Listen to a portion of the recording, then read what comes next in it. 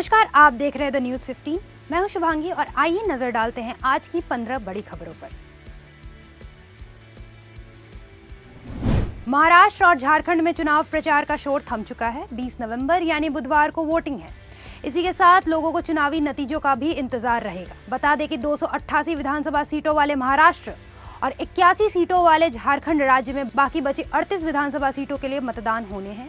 दोनों राज्यों में होने वाले विधानसभा चुनाव और 15 राज्यों की 48 विधानसभा और 2 लोकसभा सीटों पर होने वाले उपचुनावों के लिए भी वोटों की गिनती 23 नवंबर को ही की जाएगी।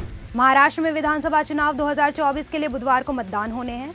राज्य की 288 विधानसभा सीटों पर कुल 9.70 करोड़ लोग मतदान का हिस्सा बनेंगे। इस चुनाव में कुल 4136 उम्मीदवार अपना सियासी भाग्य आजमा रहे हैं, यानी कि एक सीट पर औसतन 14 से अधिक उम्मीदवार उतरे हैं। महाराष्ट्र चुनाव की चर्चित चेहरों में मुख्यमंत्री एकनाथ शिंदे, उप मुख्यमंत्री देवेंद्र फडणवीस और अजीत पवार, पूर्व मुख्यमंत्री पृथ्वीराज चौहान और पूर्व मंत्री आदित्य ठाकरे शामिल है। पूर्व मंत्री नवाब मलिक, भाजपा से शिवसेना में आई शाइना एनसी, कृषि मंत्री धनंजय मुंडे, महाराष्ट्र सपा प्रमुख अबू आजमी और पूर्व मंत्री जयंत पाटिल के सियासी भाग्य का फैसला भी इसी चुनाव में होना है।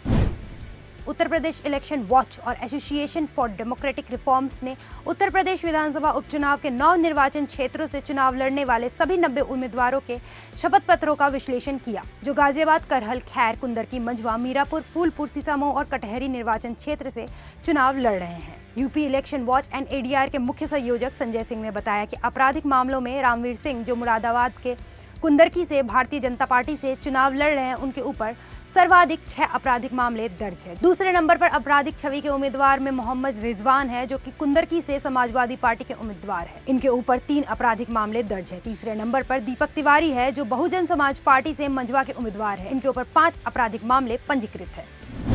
महाराष्ट्र और झारखंड में शनिवार को विधानसभा के चुनाव होने हैं। इससे पहले ही केंद्रीय मंत्री गिरिराज सिंह ने एक बार फिर घुसपैठ का मुद्दा उठा दिया है। गिरिराज सिंह ने मतदान से पहले कहा कि जो रोहिंग्या का समर्थन करते हैं और जो समाज को बांटते हैं, उन्हें लोग कभी वोट नहीं करेंगे। आगे उन्होंने कहा कि जब कल आप मतदान करने जाए तो केवल एमएलए चुनने नहीं जाए, बल्कि अपने बच्चों के भविष्य के लिए जाए, अपनी बहू बेटियों की इज्जत के लिए जाए। वहीं झारखंड को लेकर उन्होंने कहा कि ये झारखंड को बांग्लादेश बनाना चाहते हैं और रांची को कराची बनाना चाहते हैं। पीएम मोदी G20 समिट के लिए अभी ब्राजील में है। इस दौरान पीएम मोदी और इटली की प्रधानमंत्री जॉर्जिया मेलोनी की मुलाकात हुई। G20 समिट के इतर पीएम मोदी और मेलोनी के बीच द्विपक्षीय बैठक हुई। पीएम मोदी और मेलोनी दोनों ने एक्स पर इसकी तस्वीर भी शेयर की, जिसमें दोनों मुस्कुराते हुए हाथ मिलाते नजर आए। इन तस्वीरों से भारत और इटली के बेहतर संबंध की झलक दिखती है। इस तस्वीर को खूब वायरल भी किया जा रहा है। महाराष्ट्र चुनाव से एक दिन पहले कैश फॉर वोट के आरोप को लेकर राज्य का सियासी पारा चढ़ गया है। बीजेपी के राष्ट्रीय महासचिव विनोद तावड़े पर बहुजन विकास अघाड़ी ने आरोप लगाया है कि वो नालासोपारा में मतदाताओं को प्रभावित करने के लिए विरार के एक होटल में कैश बांटते हुए पकड़े गए हैं।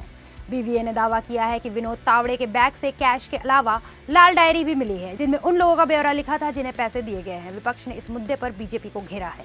लोकसभा में नेता प्रतिपक्ष राहुल गांधी ने एक्स पर एक पोस्ट में लिखा, मोदी जी, यह 5 करोड़ किसके सेफ से निकले हैं? जनता का पैसा लूट कर आपको किसने टेम्पो में भेजा? इसके बाद सियासत तेज हो गई। देश की राजधानी दिल्ली में वायु प्रदूषण की वजह से सांस लेना दुभर हो रहा है। ग्रैप 4 लागू करने के बाद भी प्रदूषण पर कंट्रोल नहीं किया जा रहा है। AQI लगातार बढ़ रहा है। दिल्ली की फिजा जहरीली होने से लोगों के स्वास्थ्य पर खतरा मंडरा रहा है। इसी बीच दिल्ली सरकार में पर्यावरण मंत्री गोपाल राय ने केंद्रीय पर्यावरण मंत्री को कृत्रिम वर्षा कराने के लेकर चिट्ठी लिखी है। पिछले साल भी इस तरह की बारिश करवाने के लिए प्रबंध किए गए थे, पर किसी कारण से ये संभव नहीं हो पाया। बता दें, इसको करने के लिए लाखों रुपए का खर्च आएगा।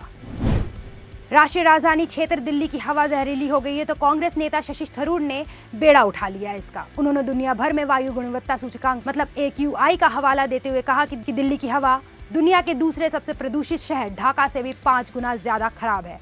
उन्होंने अपने एक्स पोस्ट में दुनिया के विभिन्न शहरों की हवा की गुणवत्ता का लाइव आंकड़ा देने वाली वेबसाइट का स्क्रीनशॉट शेयर किया। इस लिस्ट में दिल्ली 1108 AQI के साथ शीर्ष स्थान पर है।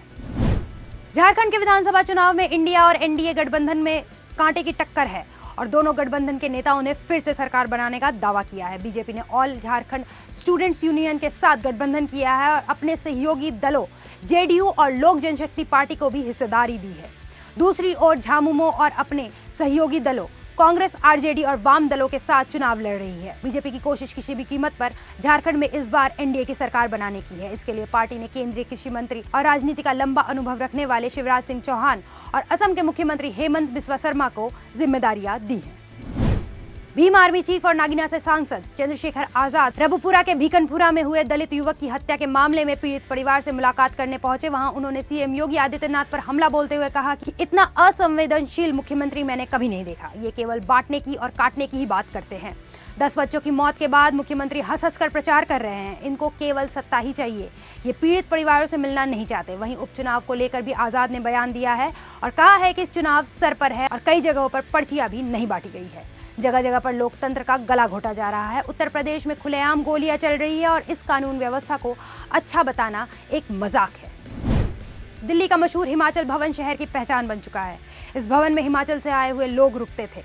यहाँ कभी कपड़ों की मशहूर सेल लगती थी। लोग यहाँ कपड़े खरीदने आते थे। यहाँ सुबह से शाम तक चहल पहल रहती थी।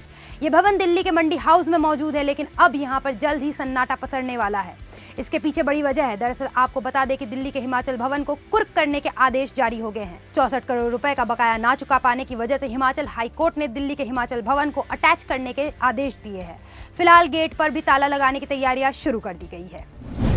रशिया के राष्ट्रपति व्लादिमीर पुतिन जल्दी भारत का दौरा कर सकते हैं। खबर है कि रशिया में उनकी भारत यात्रा की तैयारियां चल रही है। यूक्रेन के खिलाफ जंग छिड़ने के बाद पुतिन ने अब तक बस एक ही देश मंगोलिया की यात्रा की है। ऐसे में भारत की उनकी ये यात्रा काफी अहम मानी जा रही है। रूसी समाचार एजेंसी स्पुतनिक के मुताबिक क्रेमलिन के प्रवक्ता दिमित्री पेस्कोव ने इस घटनाक्रम की पुष्टि की है। उन्होंने कहा कि पुतिन की भारत यात्रा की तारीखों की घोषणा जल्द ही की जाएगी। पेस्कोव ने एक वीडियो मैसेज में कहा कि मुझे उम्मीद है कि हम जल्द ही उनकी यात्रा की तारीखें तय कर लेंगे। बेशक प्रधानमंत्री मोदी की रशिया की 2 यात्राओं के बाद अब राष्ट्रपति की भारत यात्रा हो रही है, इसलिए हम इसका इंतजार करेंगे।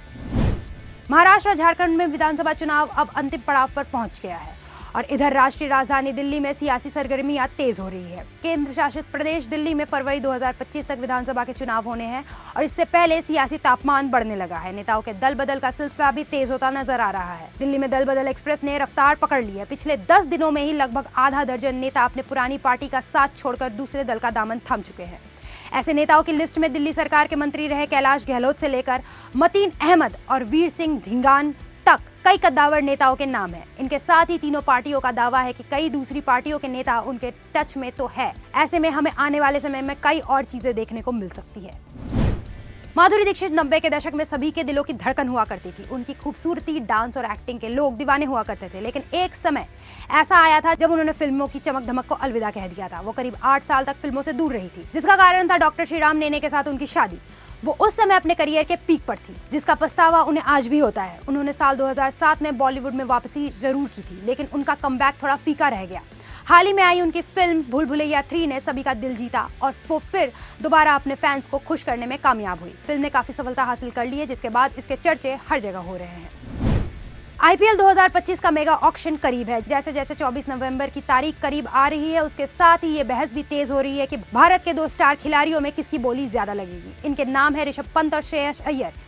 एक वक्त था जब ये दोनों एक ही टीम के लिए आईपीएल खेलते थे, लेकिन अब तस्वीर बदल चुकी है। खास बात यह है कि इस बार दोनों को उनकी टीमों ने रिलीज कर दिया है। ऐसे में ऑक्शन में पहले दिन उन पर बोली लगती हुई नजर आएगी और ये इस बार के आईपीएल को और ज्यादा खास बनाएगी। देश और दुनिया की बाकी तमाम खबरों के लिए देखते रहे द न्यूज़ 15। नमस्कार।